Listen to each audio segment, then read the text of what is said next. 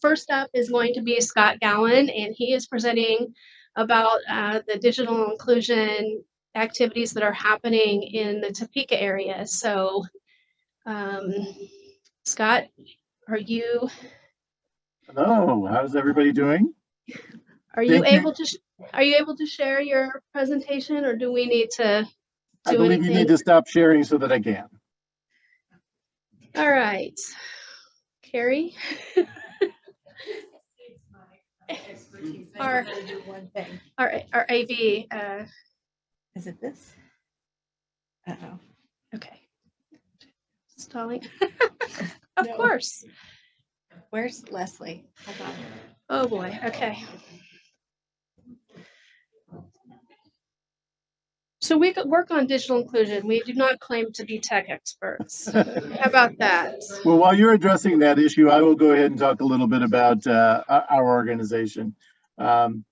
Basically, in Topeka, we are a group of leaders within the community that have gotten together in order to try to address this issue.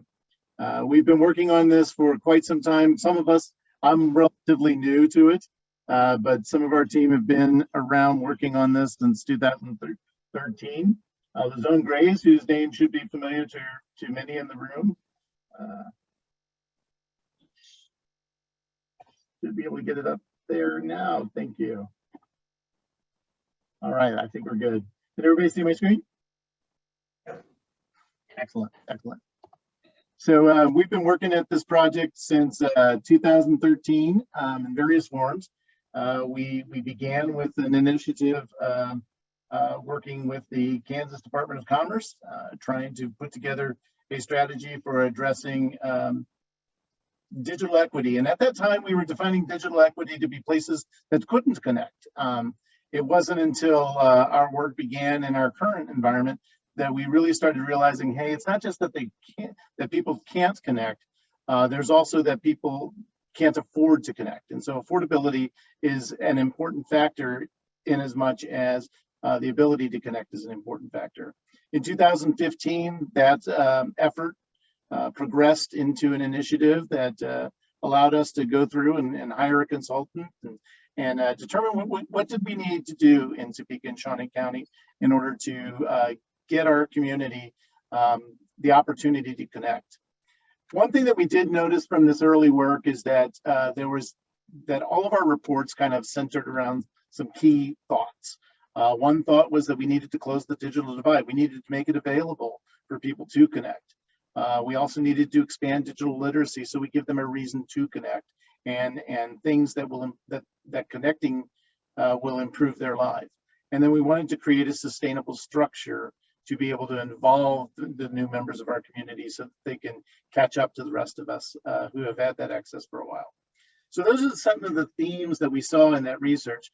All of these prior opportunities, for one reason or another, ultimately failed because we didn't have the resources to be able to dedicate to them. And even though they were great in terms of giving us a steady foundation upon which to build our efforts today, without the funding, we weren't able to move that dial forward, and we weren't able to close that gap.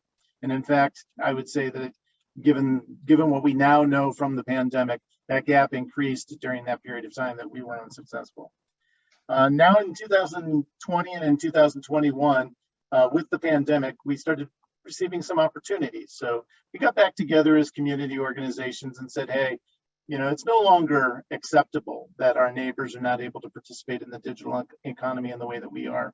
We're going to have to do something about this problem and do something about it now, especially since they didn't have access to a lot of in-person services and organizations because they had closed during the pandemic. So our early group got together. That included the city of Topeka, Shawnee County, the rest of the items listed here. Topeka Public Schools, I'm the Chief Information Officer for Topeka Public Schools. We all got together and we decided to talk about what it was that we were all individually doing in order to address the issues that our neighbors were facing. At Topeka Public Schools, for example, we had a one-to-one initiative. We provided devices to all of our students. Our elementary students used the devices at school, and so they were connected when they were at school. And our secondary 6 through 12 students were able to take their devices home, but again, there was no guarantee that they were able to connect those devices at home. We reasoned that we were addressing the need by making sure that they weren't required to connect their devices at home, and we provided them opportunities to learn offline, but it's not the same.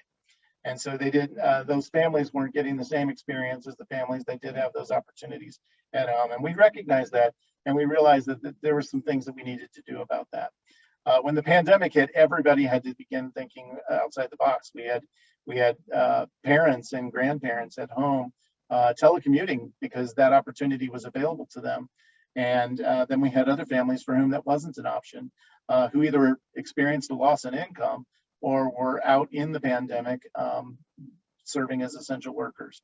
And so we had to think a little bit more outside the box. At Topeka Public Schools, we offered in-home Cox services. Cox is a provider in our area, and we orchestrated a relationship with them where Topeka Public Schools used some grant funds to pay for the in-home internet connection.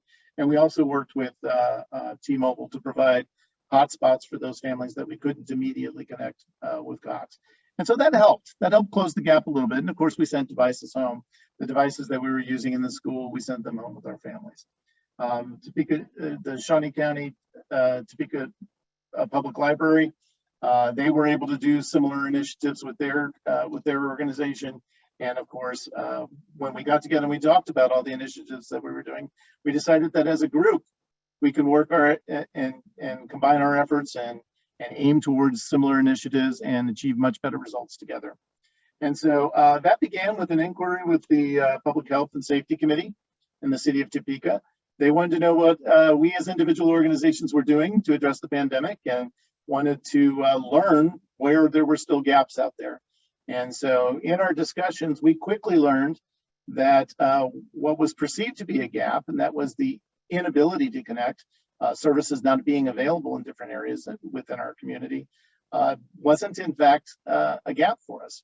The gap was more that either we had families that were not in a position to afford that connectivity, or we had families that had chosen not to connect or did not realize a reason to connect. And so those were the questions that the Public Health and Safety Committee did ask of us. And so we as a team started to explore those answers, and we formalized our organization. And under the leadership of Councilperson Neil Dobler, we decided to work together and find ways that our efforts can all be in concert with each other.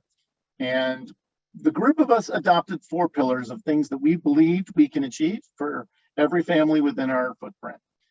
We believe we can give them affordable and equitable access using some of the programs that are available.